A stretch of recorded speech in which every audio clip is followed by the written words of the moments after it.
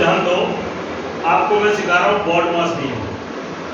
देखिए, जब आपके सवाल में एक से ज्यादा गणितीय संक्रियाएं हो, गुणा मतलब भाग हो, का हो और गुणा हो, तो अगर आप इसे उल्टा अपनी मनमर्जी से हल करोगे तो कई बार गलत भी आ सकता है। देखिए, बॉड मास, बॉड का बी का मतलब होता है ब्रैकेट, तो यहाँ ब्रैकेट तो है ही नहीं।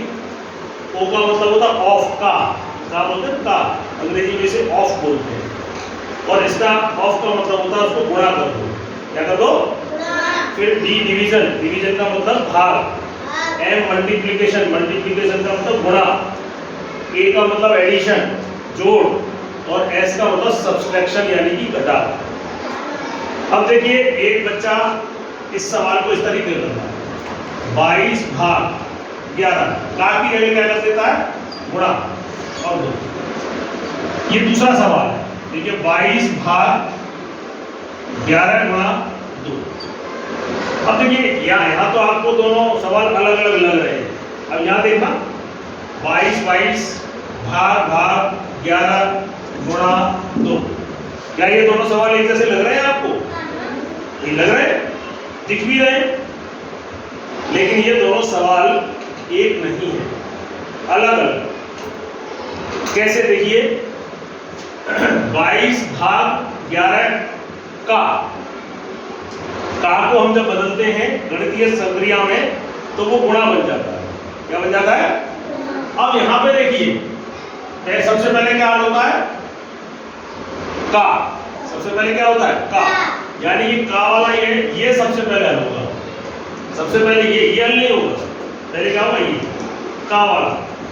यहाँ कितना हो गया? 22 भाग 11 गुणा 2। 11 दूनी कितना आता है? 11 का पढ़ा बोलो, 11 दूनी 22। अब देखिए, जब दोनों संख्याएं समान और उसका भाग लगाते 22 में 22 का भाग, उत्तर क्या आता है? 3। समझ आ रहा है? अब देखिए, ये सवाल जो है यहाँ पे ये पहले हल होगा, इस सवाल में ये पहले हल नहीं होगा। इस नियम को पढ़ो, BOD, पहले ऑफ का मतलब का, लेकिन इसमें तो का है ही नहीं। अब का के बाद क्या आता है? डिवीजन, डिवीजन का मतलब भाग, और बाद में गुणा, मल्टीप्लिकेशन बाद में। तो इस सवाल में पहले क्या होगा? पहले ये हल होगा, भाग। यहाँ पे क्या हल हुआ था? पहले पीछे वाला हिस्सा का हल हुआ था। यहाँ पे पहले, यानी पहले 22 में 11 का भाग लगेगा, यानी 22 में 11 का भाग लगेगा और गुणा 2। तो 11 एकम 11 और 11 दूनी 2 गुणा 2 कितना आ गया? 4। देखिए, यहाँ पे उत्तर 4 आया और यहाँ पे उत्तर 1 आया। और यहाँ पे देखिए, सवाल देखने में दोनों कैसे लग रहे हैं? देखो, देखने में कैसे लग रहे हैं? एक जैसे, लेकिन एक जैसे है। तो अगर का हो तो पहले का, और का नहीं हो, गुणा भाग हो तो पहले भाग हल होगा। समझ आया?